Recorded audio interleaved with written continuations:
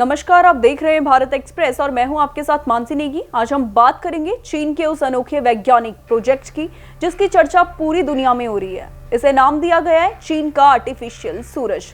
नाम सुनकर ऐसा लगता है कि जैसे चीन आसमान में कोई दूसरा सूरज बनाने जा रहा है, लेकिन ऐसा बिल्कुल नहीं है।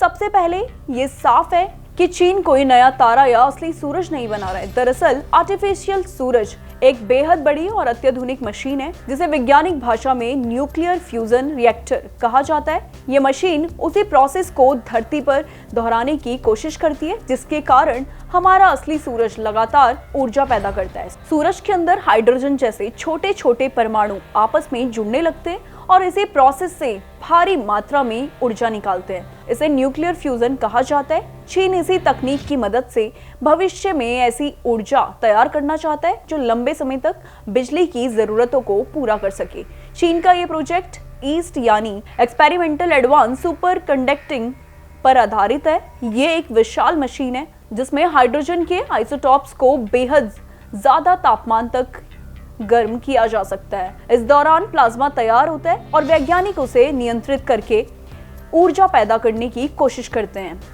अब सबसे बड़ा सवाल है कि चीन आखिर आर्टिफिशियल सूरज क्यों बनाने जा रहा है। दरअसल दुनिया में ऊर्जा की मांग लगातार बढ़ती जा रही है। आज बिजली उत्पादन के लिए कोयला, तेल और गैस जैसे संशोधन का बड़े फैसले पर इस्तेमाल किया जाता है, लेकिन ये संसाधन सीमित है और इनके इस्तेमाल से पर्यावरण को भारी नुकसान पहुंच सकता है। चीन दुनिया के सबसे बड़े ऊर्जा उपभोक्ताओं में शामिल है। ऐसे में वे भविष्य के लिए ऐसी तकनीक विकसित करना चाहता है जिससे लंबे समय तक बड़ी मात्रा में बिजली बनाई जा सके। न्यूक्लियर फ्यूजन को इस दिशा में एक बड़ी उम्मीद माना जा रहा है। इन तकनीक की सबसे बड़ी खासियत ये कि इससे पोल्यूशन बहुत ज्यादा कम हो सकता है।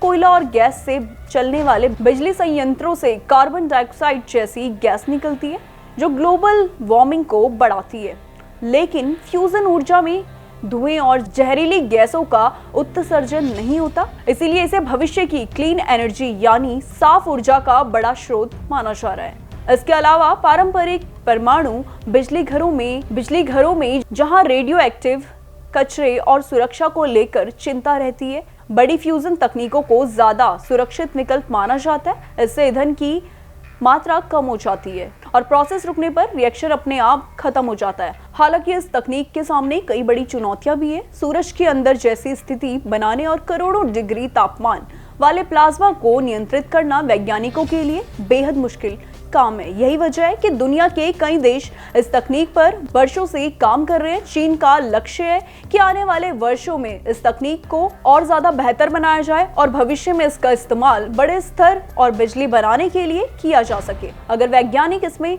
सफल होते हैं तो ये ऊर्जा के क्षेत्र में एक बड़ी क्रांति साबित हो सकती है। फिलहाल इस वीडियो में बस इतना ही। इसको लेकर आपकी क्या राय है हमें कमेंट सेक्शन में जरूर बताएं और ऐसे ही लेटेस्ट खबरों के लिए देखते रहिए भारत एक्सप्रेस।